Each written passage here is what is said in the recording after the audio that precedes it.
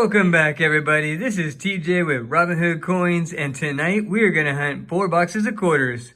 For tonight's hunt, we have a box from Garda, we have 3 boxes from Loomis. Hopefully that means we're going to have some good luck in finding silver, 2019 West Points, 2020 West Points, errors and varieties, anything to add to our collection.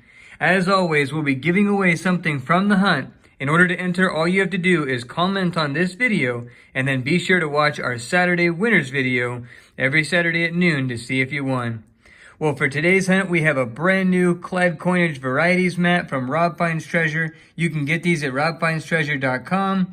And so we will be looking for all of those quarters right there to check for errors and varieties. So that's enough chit chat. You won't find it unless you search for it. So let's get hunting. Oh, this is great. We're on roll number 1, the very first roll. And we may have a silver. I'm telling you, little helper, I think it might be a foreign. I know it's a silver. All right, and she's going to pull it out and see what it is. Hold on. All right, little helper, see what it is. Oh, come on, come on. That would be awesome. It is. I knew it. Oh, and that's an old one, too. 1936. Wow.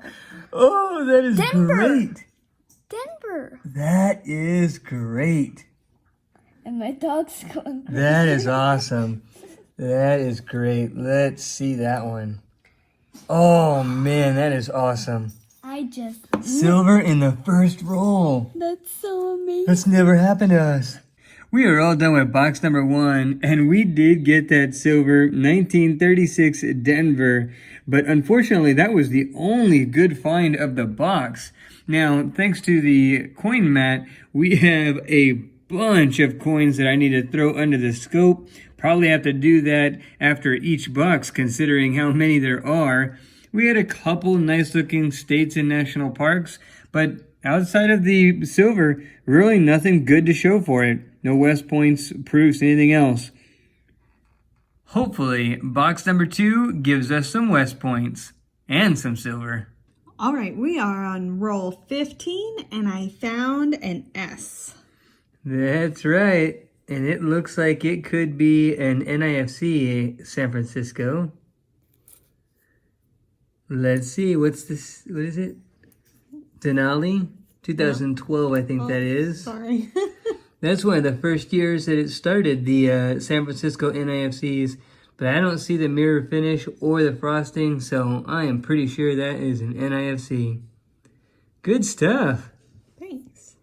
All right, we're on roll 27, and I found another San Francisco mint. And it looks like another NIFC. Let's see what it is. Oh, this time George Rogers Clark. We have that one. Very cool. Good job. Thanks. We're on roll 34 of box number 2, and we have a West Point. My little helper here is going to help us. What is it? It is... Oh, 2019. River of No Return. Yay. We've only found one of those in regular circulated boxes. Wait, is this uncirculated? No, this is circulated. This is not like the brand new ones. Remember like the Weird Farm that were all brand new? Yeah, this isn't like that. But this That is cool. awesome. Flip it back over. Let's see that West Point again. Very cool. Good job, little helper. Now check that other one that you think is. I think it's a Denver. Denver. Yep. We are all done with box number 2, and there's the discards. It was not a bad box. We had that River of No Return West Point. We had 2 San Francisco NIFCs, one of which is that Denali 2012, and I don't think we have that one, so that's pretty cool. Now we're going to crack into box number 3, and this is the Garda rolls. I've already cracked it open. There are some circulated, but most of them are uncirculated back quarters or American Samoa quarters. I don't think there's going to be any West Points, but who knows? We might find them. We're going to go through it anyway because about probably 10 or 20% of the ends were circulated ends. So there's definitely some circulated quarters in there. We'll get in there and show you what we get. There is actually a lot less than I thought that are circulated.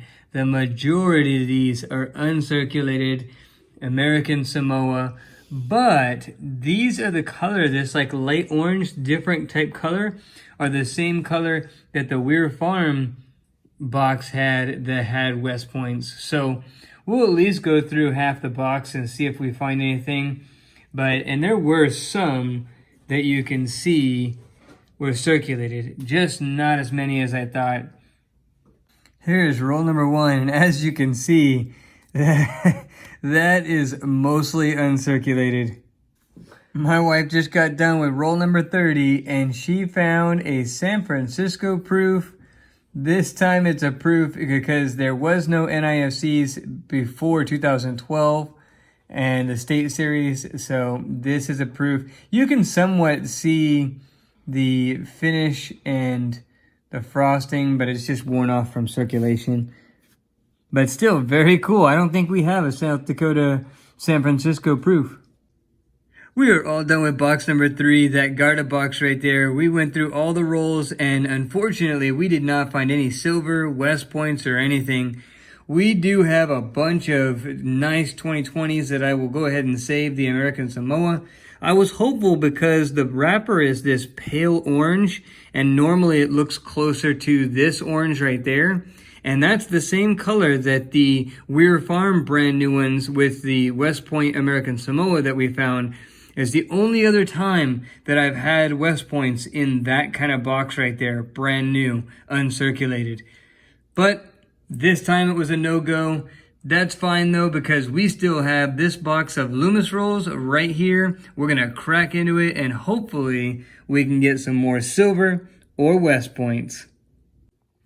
I'm on roll 15 and I found my first proof of the night. Look at this, I already flipped it over, so I knew it was a Mississippi. And then once I had flipped it over, I saw that it was a San Francisco. The frosting and the mirror finish is pretty worn, but it is still a proof. We will take that all day long. That's 2 proofs this hunt. Very cool. Oh, this is exciting. We are on roll 31 right there. And I think we have another silver. Oh, that'll be awesome. It is very rare that I get 2 silver in one hunt. Look at that. Oh, I really think it is. Oh, let's see. And it is. It is a 1964. And wow, it looks nice too.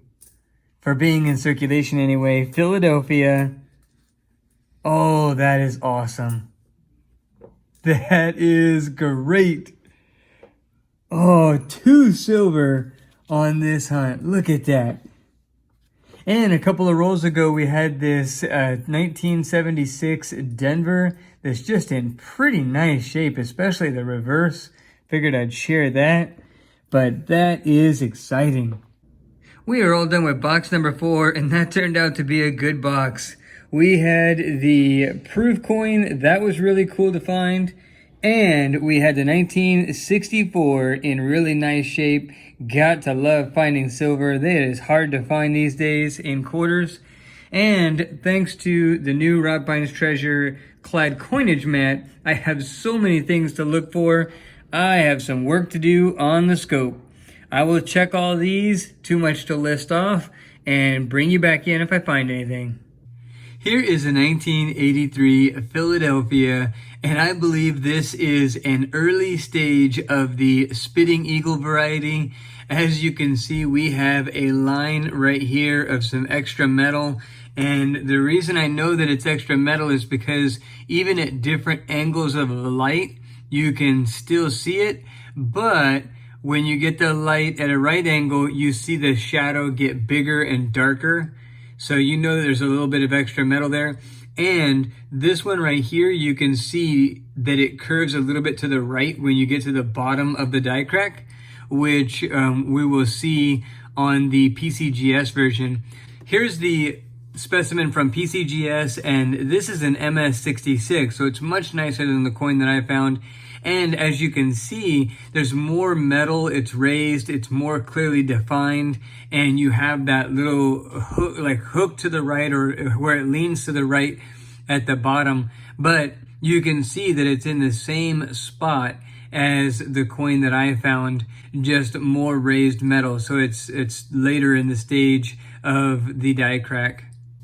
Here's a 2005 Kansas State quarter minted in Philadelphia, and it almost looks like someone possibly tried to eliminate the T post-mint damage. It's just weird how it looks a lot different colored right here, and to the naked eye it almost looks scratched. Right here it doesn't look, I mean, actually no, it does. There's definite scratches here. But there's scratches all across the coin. I mean, there's scratches right over here in the bottom left-hand corner. But you can see this whole area right here is all worn pretty heavily. Now here is another one I found in this same box, or same hunt. And this one is a pretty good example.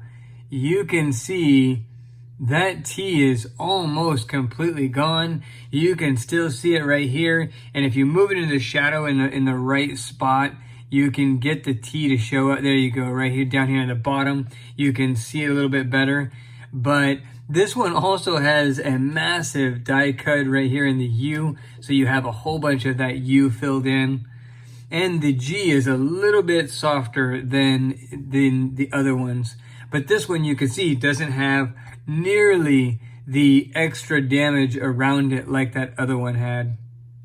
Here is the Alaska State quarter minted in Philadelphia, and as you can see, there's a die cut that caused a huge piece of extra metal on top of these two claws right here. It is really common to find extra metal here and here, but I believe the most commonly recognized extra claw is a claw in here. I'm not 100% sure because I haven't really found it, but I know these are pretty common. Not so common this much metal, but having little pieces of metal here and there, die cracks or cuds, whatever you want to call it, is common. But I wanted to show this one just because it was such a big die cud. Well, we are all done checking for errors and varieties, and man, that was exciting to find that spitting eagle. But this is the overall wrap up. It is pretty exciting to find silver. It's so hard to find silver these days. The first one we had on roll number 1, box number 1, was this 1936 Denver. That was great. Then late in box number 4, we found this 1964 in pretty nice shape. That was a nice one right there.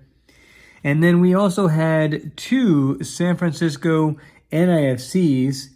The George Rogers Clark right there, which we already have, but I'm pretty sure the Denali is new to our collection, so that is pretty cool. We did find 1 West Point, another River of No Return, only found 1 other in circulated boxes, and then we found about a dozen in uncirculated boxes. And then we had 2 proof coins. We had the North Dakota, and I believe it was a Mississippi right there. That was cool. Gotta love finding proof coins.